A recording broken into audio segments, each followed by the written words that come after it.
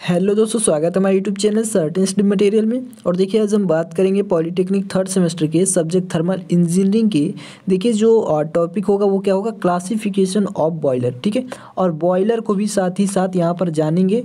ठीक है, और बॉयलर को भी क्या करेंगे, साथ ही साथ यहाँ पर जानेंगे। और ये देखिए 100% आपका क्या होगा, बॉयलर से एक क्वेश्चन मिलेगा। ठीक है, क्लासीफाइड करने को आ सकता है। उसके बाद आपको मतलब कई बेसिस पर आपको इस कहेगा ऑन द बेसिस ऑफ ये। ठीक है, मतलब आपको क्वेश्चन एक 100% बॉयलर से मिलेगा। ठीक है, तो उसे आप किस प्रकार से करेंगे। और बॉयलर को देखिए इतने इजी वे में आपको बता देंगे। आपको या तो ऐसे क्वेश्चन बन सकता है कि बॉयलर क्या है, ठीक है, इसको डिफाइन करना है। उसके बाद क्लासिफिकेशन इसका क्या होता है, ठीक है, बाकी और कुछ भी नहीं पूछेगा। ठीक है, तो और उसके अंदर जो बॉयलर है कि इन इस बेसिस पर, ठीक है, तो उनको कह सकता है कि इनका डिस्क्रिप्शन लिखिए। ठीक है, तो इस प्रकार से आपको पूछ सकता है। तो देखिए सबसे पहले हम जानते हैं बॉयलर क्या होता है। तो देखिए सबसे पहले क्या हम जानेंगे, बॉयलर। ठीक है, बॉयलर क्या है, देखिए इसे आप क्या करेंगे, ऐसे ही आपको रट जाएगा। ठीक है, आपको रटने की ज़रूरत नहीं है, इसे समझ में आ जाएगा। ठीक है, क्या होता है बॉयलर, इसकी डिफिनीशन अगर पूछता है तो आप लिख देंगे। ठीक है, जो हम बताने वाले हैं। अब देखिए एक चीज़ और जान लीजिए कि आप क्या करेंगे, क्योंकि देखिए हम क्या कर रहे हैं, इंपॉर्टेंट क्वेश्चन ही लेकर आ रहे हैं जो 100% एग्जाम में आएंगे। इसीलिए आपको क्या करना है, समय आपको वेस्ट नहीं करना है, आपको इंपॉर्टेंट क्वेश्चन पढ़ लेना है। तो देखिए सबसे पहले बॉयलर होता क्या है, ये क्या है, एक क्लोज सेक्शन है। क्या है, क्लोज सेक्शन है, यानी कह सकते हैं ये एक क्या है, बंद पात्र है। ठीक है, क्या है ये, एक बंद पात्र है। ये तो आप जानते हैं, आप इंडस्ट्री वगैरह में देखे होंगे। ठीक है, कि बॉयलर क्या है, तो आप कंपनी वगैरह में देखे हैं कि बॉयलर बंद होता है। ठीक है, अब देखिए बंद पात्र होता है जिसमें क्या होता है, जो वाटर होता है ना, वाटर, ये क्या कर देता है, बॉयलर क्या कर देता है, इसको वेपर में कन्वर्ट कर देता है। वेपर यानी देखिए वाष्प में कन्वर्ट कर देता है। ठीक है, या कह सकते हैं भाप में। ठीक है, तो देखिए क्या है बॉयलर, क्या है, तो आप जितना अगर डिफिनीशन पूछे, डिफाइन करने का है, तो बॉयलर आप क्या लिखेंगे, बॉयलर एक बंद पात्र होता है जो जल को वाष्प में परिवर्तित कर देता है। ठीक है, तो जल को वाष्प में परिवर्तित करने की प्रक्रिया ही बॉयलर कहलाती है। काम खत्म। ठीक है, आपका बॉयलर खत्म हो गया। अब नोट करके आप एक चीज़ और लिख देंगे ताकि इससे इम्प्रेशन बढ़े एग्जामिनर का। ठीक है, तो देखिए क्या लिखेंगे कि जो बॉयलर की क्षमता है ना, यानी इफिशियंसी जो है, जो इफिशियंसी है वो 10 गैलर से अधिक होती। किससे, यहाँ पर देखिए 10 गैलर है, यहाँ पर ये कितना है, ये देखिए 10 गैलर है। ठीक है, 10 गैलर से अधिक होती। गैलर एक यूनिट है। ठीक है, बहुत ही बड़ी यूनिट है, तो गैलर 10 गैलर से अधिक होती है। ठीक है, तो ये आप इसको याद रख लेंगे, नोट करके आप ये लिख देंगे। उसके बाद मैं बात करता हूँ कि क्लासिफिकेशन ऑफ बॉयलर। ठीक है, तो आप देखिए चलते हैं सीधा क्लासिफिकेशन पर। देखिए अब हम बात करेंगे क्लासिफिकेशन ऑफ बॉयलर। देखिए यहाँ से जो क्वेश्चन आपका बनेगा वो किस प्रकार से बनेगा कि बॉयलर को इस बेसिस पर डिवाइड करिए। ठीक है, मतलब इस बेसिस पर जितने प्रकार के बॉयलर होते हैं इनको लिखिए, या तो आपको कह सकता है डायरेक्टली कि बॉयलर क्या है, बॉयलर का वर्गीकरण कीजिए।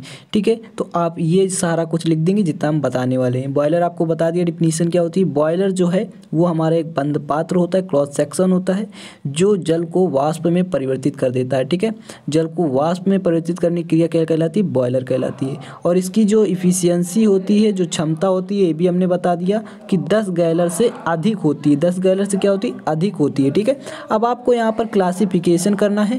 क्लासिफिकेशन आपका क्या है, 7 टाइप्स में आपका क्लासिफिकेशन है। इनके अंदर कई टाइप्स के बॉयलर हैं। ठीक है, तो इनको देखिए किस प्रकार से आपको क्लासिफाइड करना है, तो बहुत ईजी वे में आपको समझ में आ जाएगा। ठीक है, देखिए ईंधन के आधार पर। ठीक है, तो बॉयलर क्या है, ईंधन के आधार पर जो भी हमारे पास फ्यूल है उसके बेस पर हमारा क्या होगा, बॉयलर को डिवाइड करना है। तो देखिए बॉयलर पहले ईंधन के आधार पर हमारा 3 वर्गों में डिवाइड होता है। पहला सॉलिड और फ्लड और गैस। ठीक है, तो सॉलिड ईंधन जो ठोस ईंधन बॉयलर होगा। ठीक है, तरल ईंधन दहन बॉयलर होगा।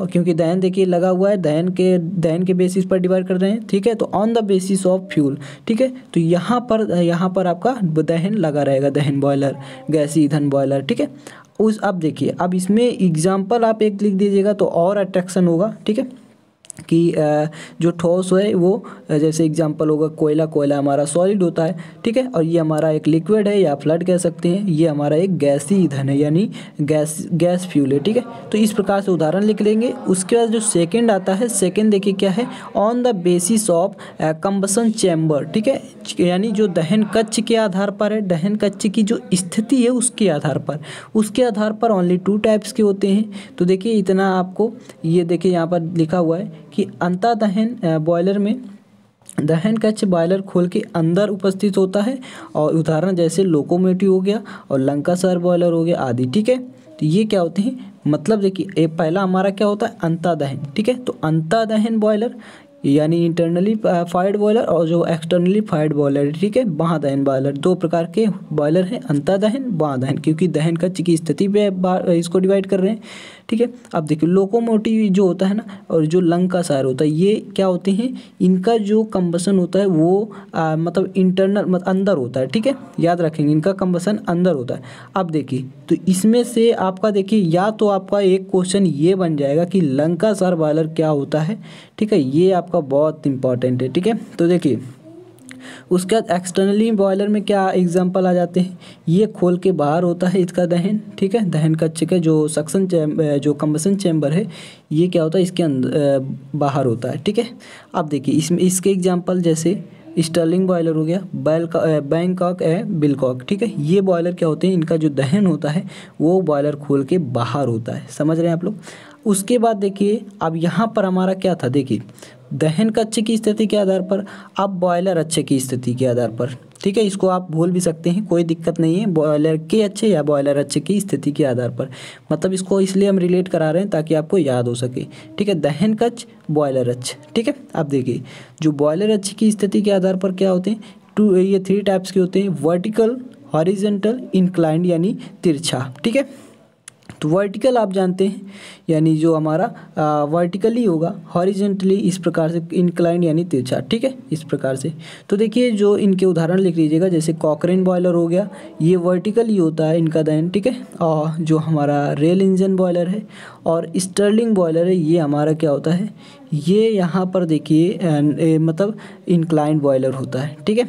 तो ये आप याद कर सकते हैं, और इनका ही दहन क्या होता है, यहाँ पर देखिए इनका ही दहन बाहर होता है, ठीक है, बॉयलर खोल के बाहर होता है।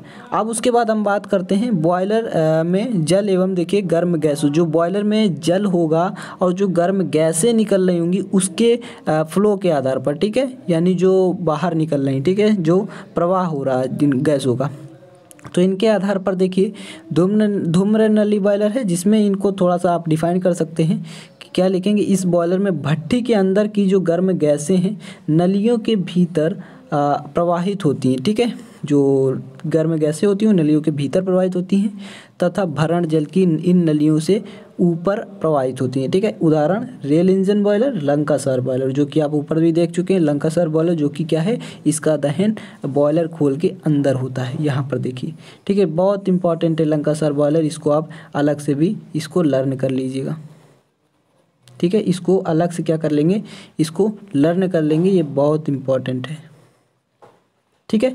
अब देखिए उसके बाद हम बात करते हैं जो हमारा सेकंड है, सेकंड देखिए क्या है, जल नली बॉयलर, ठीक है। तो जल नली बॉयलर जो है ये वाटर ट्यूब बॉयलर, इस बॉयलर में भरण जल नलियों के भीतर प्रवाहित होता है तथा भट्टी की जो गर्म गैसें होती है नलियों के ऊपर से प्रवाहित होती हैं, ऊपर से, ठीक है, जैसे बैककॉक और विलकॉक और स्टर्लिंग बॉयलर हो गया, ठीक है, समझ रहे हैं, जो जिसका कंबसन क्या होता है, बाहर होता है, ठीक है। अब देखिए जो 7 है, सॉरी 5th नंबर जो है वो हमारा क्या है, बॉयलर में पानी के संचरण के आधार पर, मतलब पानी का जो बॉयलर में पानी है उसके संचरण के बेस पर, ठीक है। अब देखिए तो आप देखिए इसको ध्यान से पढ़ते रहिए, क्योंकि देखिए आपको पूछ सकता है एग्जाम में, आपका क्वेश्चन ये बन सकता है कि बॉयलर क्या है, बॉयलर को बॉयलर में पानी के संचरण के आधार पर विभक्त करिए, ठीक है, इस प्रकार से क्वेश्चन बन सकता है। तो सभी बेसिस को ध्यान से पढ़ लीजिएगा, ठीक है, इसी में आपका कंप्लीट हो जाएगा। क्लासिफिकेशन पूरा। तो देखिए ये मुख्यतः दो प्रकार के होते हैं, प्राकृतिक संचरण बॉयलर और कृत्रिम संचरण बॉयलर। ठीक है, प्राकृतिक जो मानव निर्मित जो प्रकृति है, प्राकृतिक ये क्या होगा, नेचुरल होगा, जो कि मतलब इसे आप मानव नहीं निर्मित कर सकते हैं। ठीक है, कृत्रिम जो है ये मानव निर्मित कर सकते हैं इस बॉयलर को। अब देखिए इस बॉयलर में भरण जल स्वतः ट्यूब के माध्यम से बॉयलर खोल में प्रवेश करती है। ठीक है, इस बॉयलर में पंप की आवश्यकता नहीं होती है और इस बॉयलर में क्या होगी, पंप की आवश्यकता होगी, जाहिर सी बात है। ठीक है, क्योंकि मानव निर्मित है तो पंप की ज़रूरत पड़ेगी। उसके बाद देखिए बॉयलर के दाब के आधार पर, बॉयलर के दाब के आधार पर देख लीजिए, तो बॉयलर के जो दाब है इसके आधार पर ये देखिए ये कितने टाइप्स के हैं, तो ये 2 टाइप्स के हैं। ठीक है, निम्न दाब बॉयलर, उच्च दाब बॉयलर। निम्न दाब बॉयलर जो है ये देखिए इस बॉयलर में भाप का दाब जो होता है, ठीक है, जो निम्न दाब बॉयलर है, लो प्रेशर बॉयलर, तो इसमें क्या होता है, इसका दाब जो होता है 80 बार से कम होता है। ठीक है, 80 बार से कम होता है। और जो इसका उदाहरण होगा रेल इंजन बॉयलर है और लंकासायर बॉयलर है, कार्निस बॉयलर है। ठीक है, लंकासायर बॉयलर हम बता चुके हैं, तो इसमें आप ये भी लिख सकते हैं लंकासायर बॉयलर का जो याद रख सकते हैं कि लंकासायर बॉयलर का जो भाप दाब होता है वो कितना होता है, 80 बार होता है। ठीक है, जो अपर प्रेशर बॉयलर है वो क्या होता है, इसमें अधिक होता है, 80 बार से अधिक होता है। ठीक है, उदाहरण ला माउंट बॉयलर हो गया और विलकॉक बॉयलर हो गया। ठीक है, ला माउंट भी बहुत इंपॉर्टेंट है एग्जाम की दृष्टि से, इसको बस 2 बॉयलर आप याद कर लेंगे। ठीक है, एक देखिए लंकासायर बॉयलर और एक ला माउंट बॉयलर। ठीक है, तो ये आप याद कर लेंगे। अब देखिए बात करते हैं कि जो क्षमता के आधार पर होगा। ठीक है, जो बॉयलर क्षमता के आधार पर रहेंगे वो बॉयलर कितने डिवाइस में मतलब डिवाइड होंगे इसमें। ठीक है, किसके, on the basis of efficiency. ठीक है, इनके आधार पर देखिए निम्न क्षमता बॉयलर है, उच्च क्षमता बॉयलर है। ठीक है, वही चीज़ है, देखिए दाब था, यहाँ पर क्षमता हो गया है। ठीक है, बाकी सब वही चीज़ है। अब देखिए निम्न क्षमता बॉयलर जो है इसमें क्या होता है, इनकी जो इफिशियंसी होती है वो 10 टन प्रति घंटा, यानी 1 घंटे में 10 टन वो क्या कर देता है, कंबसन कर देता है। ठीक है, और जैसे रेल इंजन बॉयलर हो गया, इनका इंजन बहुत ही सामर्थ्यवान होता है। ठीक है, आप देखिए उच्च क्षमता जो है इसमें जो होगा वो कितना होगी, क्षमता इसकी इफिशियंसी कितनी होगी, तो वो 100 टन प्रति घंटा होगी। इसमें 10 टन था, ये 100 टन होगा। ठीक है, अब देखिए इसमें जैसे ला माउंट बॉयलर हो गया, बेंसन बॉयलर हो गया, इसीलिए हमने कहा था कि ला माउंट बॉयलर है ना, ये बहुत ही इंपॉर्टेंट है पॉइंट ऑफ व्यू से, मतलब एग्जाम के लिए। ठीक है, बहुत इंपॉर्टेंट है ये, तो इसे आप लोग याद कर लेंगे। अब देखिए आपका क्वेश्चन जितना भी था इससे क्लियर हो जाएगा, जो कि आपका क्लासिफिकेशन और बॉयलर से रिलेटेड था। ठीक है, तो बॉयलर आप इसको ध्यान से पढ़ लीजिएगा। ठीक है, अब इसी प्रकार से हम इंपॉर्टेंट वीडियो लाते रहेंगे। ठीक है, क्या आपका आना है एग्जाम में और क्या नहीं आना है, तो जो अभी तक नहीं पढ़ रहे हैं बस इतना आप जल्दी से पढ़ते जाइए। ठीक है, तो अगर आप लोग को वीडियो पसंद आई तो लाइक करें, शेयर करें एंड सब्सक्राइब करें। Thanks for watching this video.